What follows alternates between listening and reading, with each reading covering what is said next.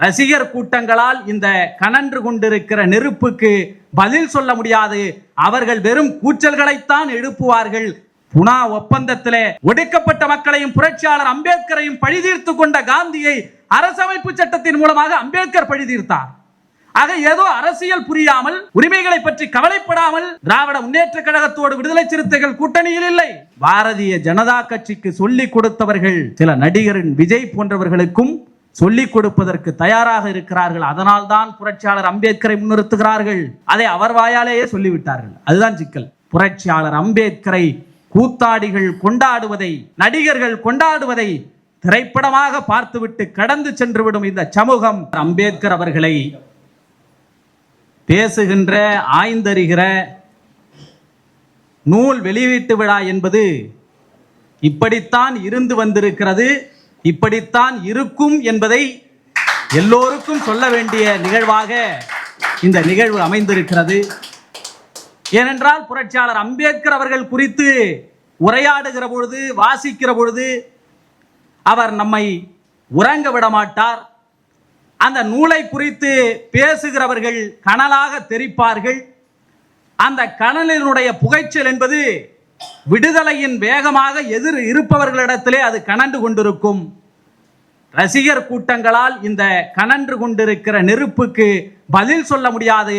அவர்கள் வெறும் கூச்சல்களைத்தான் எழுப்புவார்கள். இந்த கூட்டம்தான் விடுதலையின் வேர்களை தேடும் என்பதைத்தான் இந்த நிகழ்வு நமக்கு உணர்த்தி இருக்கிறது.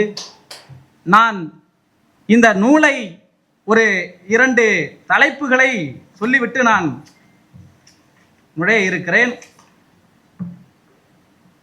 இந்து ராஜ்யம் என்பது உண்மையில் நடைமுறைக்கு வருமேயானால் சந்தேகமின்றி இது இந்நாட்டுக்கு ஏற்பட போகும் மிகப்பெரிய ஆபத்தாகும். இந்துத்துவம் என்பது சுதந்திரம், சமத்துவம், சகோதரத்துவம் இவற்றுக்கு நேர் விரோதமானது.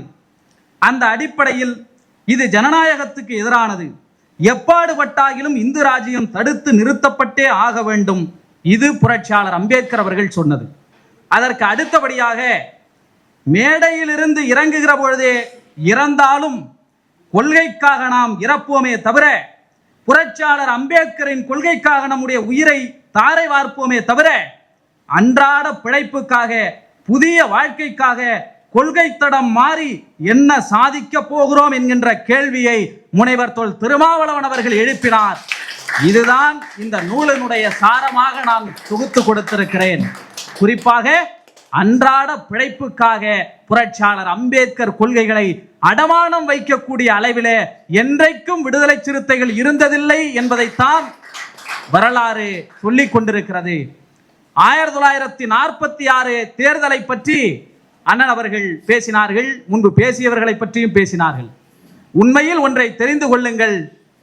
காந்தியினுடைய தலைமையிலே காங்கிரஸ் என்பது இந்த நாட்டினுடைய பூரண சுயராஜ்யத்தை கேட்டு போராடி கொண்டிருந்தது. வெள்ளைக்காரர்கள் இல்லாத சுதந்திர இந்தியா வேண்டும் என்று. ஜின்னாவினுடைய தலைமையிலே முஸ்லீம் லீக் இஸ்லாமியர்களுக்கான உரிமையை கேட்டு போராடினார்கள். தேர்தலை சந்தித்தார்கள், 1946 தேர்தலை. ஆனால் இந்தியாவிலே புரட்சியாளர் அம்பேத்கர் ஒருவர் தான் இந்த நாட்டினுடைய அரசியலமைப்பு சட்ட குழு ஏற்பட இருக்கிறது. அந்த அரசியலமைப்பு சட்டத்தை வகுக்கிற, அரசமைப்பு சட்டத்தை உருவாக்குகிற குழுவிலே நம்முடைய பிரதிநிதிகள் இடம்பெற வேண்டும் என்றால் நீங்கள் இந்த தேர்தலில் எனக்கு வாக்களிக்க வேண்டும், நம் இயக்கத்தை வெற்றி பெற வைக்க வேண்டும் என்று அரசமைப்பு சட்டத்தை முன்வைத்து புரட்சியாளர் அம்பேத்கர் தேர்தலை களம் கண்டார். அப்போது யாருமே அப்படி சிந்திக்கல. ஆக புரட்சியாளர் அம்பேத்கர் அவர்கள் 1946 தேர்தலை அரசமைப்பு சட்ட குழுவிற்குள் நாம் நுழைய வேண்டும் என்று சொன்னால் இந்த தேர்தலை நீங்கள் எல்லோரும் முக்கியமாக கருதி வாய்ப்பளிக்க வேண்டும் என்று வேண்டினாரே, அந்த களம் இன்றைக்கு வந்திருக்கிறது. அண்ணன் அவர்கள் சொன்னால் உடன்பிறப்பாய் நாம் ஒன்றிணைய வேண்டும் என்று சொன்னால், உடன்பிறப்புகளோடு ஒன்றிணைந்திருக்கிற முனைவர் திருமா அவர்களுடைய அரசியலும் அரசமைப்பை பாதுகாக்க வேண்டும் என்கின்ற அடிப்படையிலானதுதான்.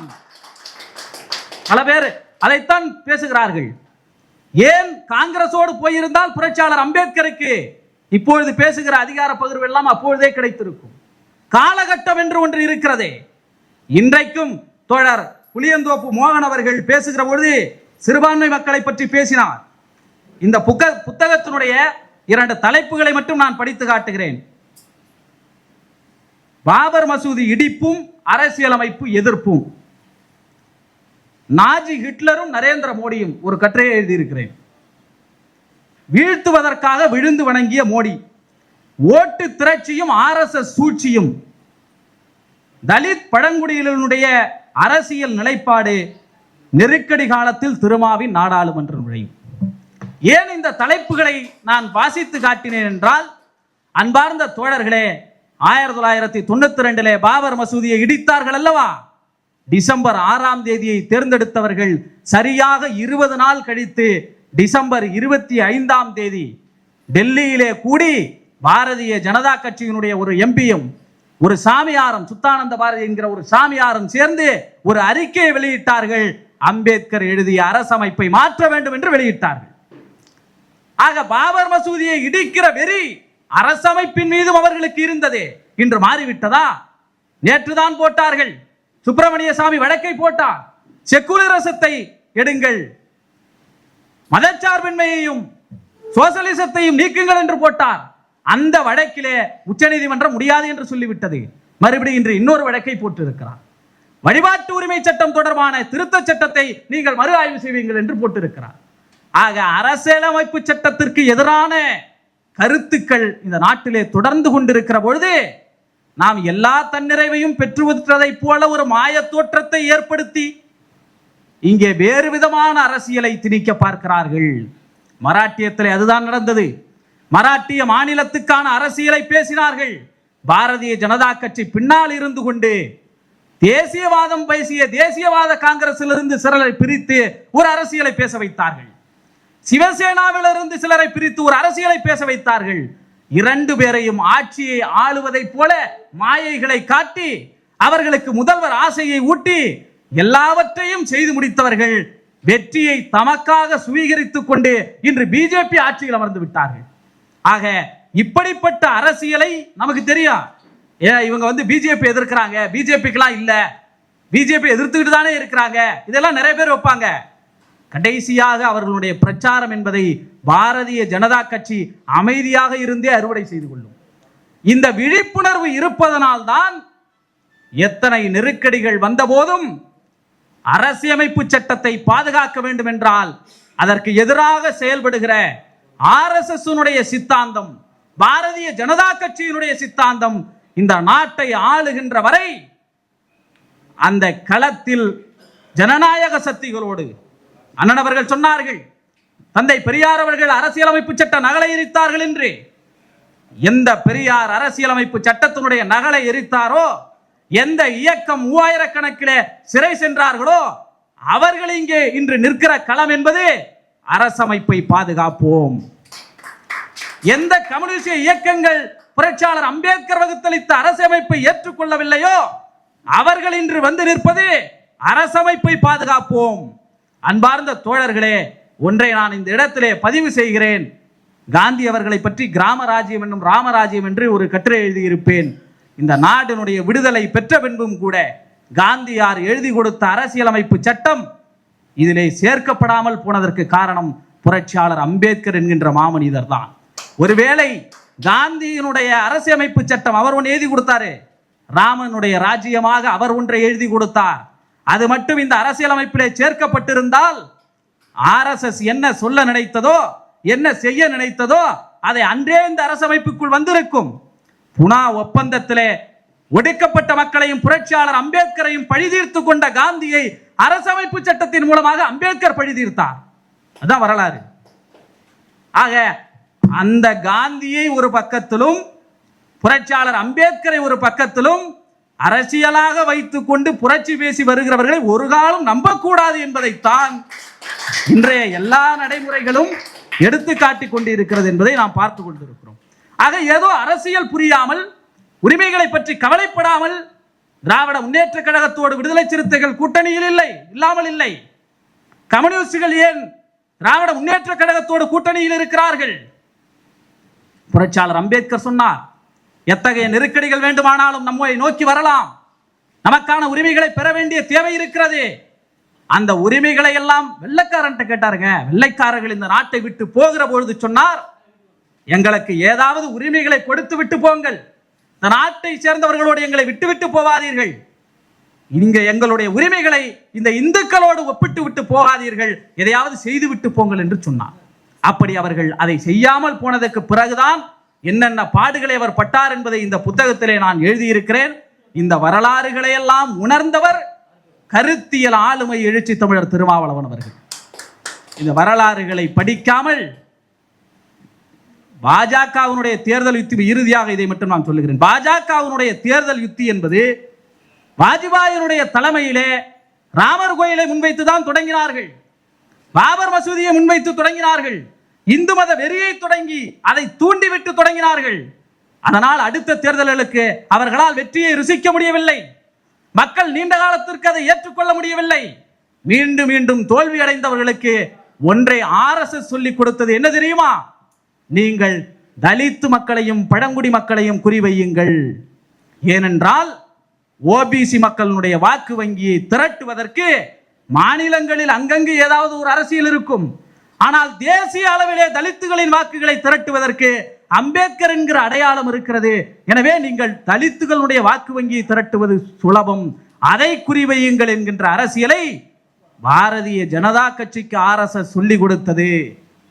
அந்த தலித்துகளை முன்வைத்த அரசியலுக்குள் இந்தியாவிலேயே இதுவரை பாரதிய ஜனதா கட்சியை எதிர்த்து போர் புரியக்கூடியதில் வலிமை வாய்ந்தவர்களாக ஒடுக்கப்பட்ட தலித் மக்கள் இருக்கிறார்கள். இப்பொழுதும் கூட பாரதிய ஜனதா கட்சிக்கு சொல்லிக் கொடுத்தவர்கள் சில நடிகரின் விஜய் போன்றவர்களுக்கும் சொல்லிக் கொடுப்பதற்கு தயாராக இருக்கிறார்கள். அதனால்தான் புரட்சியாளர் அம்பேத்கரை முன்னிறுத்துகிறார்கள்.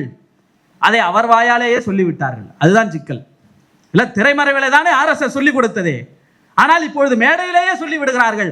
பாரதிய ஜனதா கட்சிக்கு அன்று இந்த திட்டத்தை வகுத்து கொடுத்தார்கள் யாரு? பிரசாந்த் கிஷோர் அவர்கள். அதே போல இப்பொழுது நடிகர் விஜய் அவர்களுக்கு இந்த திட்டத்தை வகுத்து கொடுக்கிறார்கள். புரட்சியாளர் அம்பேத்கரை கூத்தாடிகள் கொண்டாடுவதை, நடிகர்கள் கொண்டாடுவதை திரைப்படமாக பார்த்துவிட்டு கடந்து சென்று விடும் இந்த சமூகம், கருத்தியலாக ஏற்றுக்கொள்ளுகிற சமூகம் ஒருபோதும் RSS சங் பரிவார் கூட்டங்களிடம் அடிபணியாது என்பதைத்தான் வரலாறு நிரூபித்திருக்கிறது. அதனால்தான் இன்று வரை ஒடுக்கப்பட்ட மக்களை நோக்கி அரசியலை அவர்கள் முன்வைக்கிறார்கள். எனவே பெரும் கடமைகளுக்கு பின்னால் எவ்வளவு சொல்லலாம், இன்ன வல்லையும் வேங்கை வயலுக்காக என்னானது என்கின்ற கேள்வி எல்லோருக்குள்ளும் இருக்கிறது. அரசியலமைப்பு சட்டத்தை அம்பேத்கரை பாதுகாப்பது என்று எழுதியிருக்கிறேனே, இன்றைக்கும் ஒரு உயர்நீதிமன்ற பதிவாளர் ஒரு கட்டுரையை, ஒரு ஆணையை பிறப்பித்தார். நீதிமன்றங்களிலே திருவள்ளுவருக்குத்தான் படம் இருக்க வேண்டும், காந்திக்கு தான் படம் இருக்க வேண்டும் என்றார். அந்த அறிவிப்பு வந்தவுடனேயே நீதிபதிகள் எதை முதலில் நீக்கினார்கள் தெரியுமா? புரட்சியாளர் அம்பேத்கர் படத்தை உடனடியாக. ஏனென்றால் அந்த புரட்சியாளர் அம்பேத்கருடைய படம் நீதிமன்றங்களில் இருப்பதையோ, காவல்துறையில் இருப்பதையோ, மாவட்ட ஆட்சியரிடத்தில் இருப்பதையோ, சட்டமன்றத்தில் இருப்பதையோ முழுமனதாக ஏற்றுக்கொள்ளுகிற சமூகமாக இது இல்லை. நீ ஏற்றுக்கொண்டுதான் ஆக வேண்டும் என்கிற கட்டாயத்தை வழங்குது இந்திய அரசியலமைப்பு சட்டம். அந்த கட்டாயத்தின் அடிப்படையிலே அவர்கள் வைத்திருக்கிறார்கள். அன்பார்ந்த தோழர்களே, இன்று வருகிற போர்கள் எல்லாம் புரட்சியாளர் அம்பேத்கரை பிம்பமாக காட்டி கொண்டாடி கொண்டிருக்கிறார்களே, அது அவர்களுடைய நலனுக்காகத்தான். ஏனென்றால் பாரதிய ஜனதா கட்சி மட்டும் அரசியலமைப்பு சட்டத்தை வேறொரு வைத்து எழுத வைத்து விட்டால் ஒரு 4 வருஷத்துக்கு காட்டுவாங்க அம்பேத்கர் மூஞ்சை, அவ்வளவுதான். அதன் பிறகு இவர்தான் அரசியலமைப்பு எழுதினார் என்று பாரதிய RSSக்கு பிரச்சாரம் பண்ணுவா சொல்லி தரணும். அவன் வைக்கிற முகத்தை முன்வைத்து அம்பேத்கருக்கான சகோதரத்துவமாக பிணைக்கிற பிணைப்பை அறுப்பதற்கு அவர்கள் முயற்சிப்பார்கள். எனவே அண்ணன் அவர்கள் சொன்னதை போல உடன்பிறப்பாய் இணைக்கின்ற, நாம் அதைத்தானே பயன்படுத்துகிறோம். எல்லோருக்குமான சட்டத்தை எழுதியவர், எல்லோருக்குமான சட்டத்தை எழுதியவர். இந்த சட்டத்திலே குறைபாடுகள் இருக்கிறது. நான் சட்டத்தை பற்றியே இந்த புத்தகத்திலே உள்ளே நுழையவில்லை, மாறாக அதற்கு பின்னால் இருக்கிற அரசியலை எழுதியிருக்கிறேன். ஆகவே அரசமைப்பு சட்டத்தை பாதுகாக்கின்ற கடமை இருக்கிற வரை திராவிட முன்னேற்ற கழகத்தின் தலைமையிலான கூட்டணியை ஆதரிக்க வேண்டிய தேவை ஒவ்வொருவருக்கும் இருக்கிறது. அந்த தேவையில் எந்த சமரசம் செய்து கொள்ளாதீர்கள். இந்த அரசியலமைப்பு சட்டத்தை புரட்சியாளர் அம்பேத்கர் அவர்கள் பெற்றுத்தந்த பாதுகாப்புகள் தான். நன்றாக யோசியுங்கள் தோழர்களே. வேங்கவேல் என்கின்ற ஒரு அடையாளத்தை முன்வைக்கிறார்கள். மாறாக ஒடுக்கப்பட்ட மக்கள் தொடர்ந்து பாதிக்கப்படுகிற பொழுதெல்லாம் இங்கே பல வழக்கறிஞர்கள் வந்திருக்கிறார்கள். நம்முடைய மூத்த வழக்கறிஞர்கள் இருக்கிறார்கள். காலரை தூக்கிவிட்டு கொண்டு கான்ஸ்டிடியூஷன் என்னிடத்திலே இருக்கிறது என்று சண்டை போடுவதற்கு இதுதான் நமக்கு உதவி இருக்கிறது. இதுவே பறிபோகிறது என்று சொன்னால் நம்முடைய நோக்கம் என்பது முதலில் பாரதிய ஜனதா கட்சியை RSS எதிர்ப்பதாக இருக்க வேண்டும். அப்படி அதை எதிர்ப்பதற்கான களத்தில் யார் உறுதியாக இருக்கிறார்களோ அவர்களின் கரத்தை வலுப்படுத்த வேண்டிய தேவை இருக்கிறது. எனவே திராவிட முன்னேற்ற கழகத்தின் தலைமையிலான இந்தியா கூட்டணியை தமிழ்நாட்டிலும் அகில இந்திய தலைவிலே ராகுல் காந்தி அவர்களின் தலைமையிலான இந்தியா கூட்டணியையும் தற்கால சூழலுக்கு ஆதரிக்க வேண்டிய தேவை அம்பேத்கரியவாதிகளுக்கு நிச்சயமாக உண்டு என்பதைத்தான் முனைவர் திருமாவளவன் அவர்கள் முன்வைத்து அரசியலை நிகழ்த்தி வருகிறார்.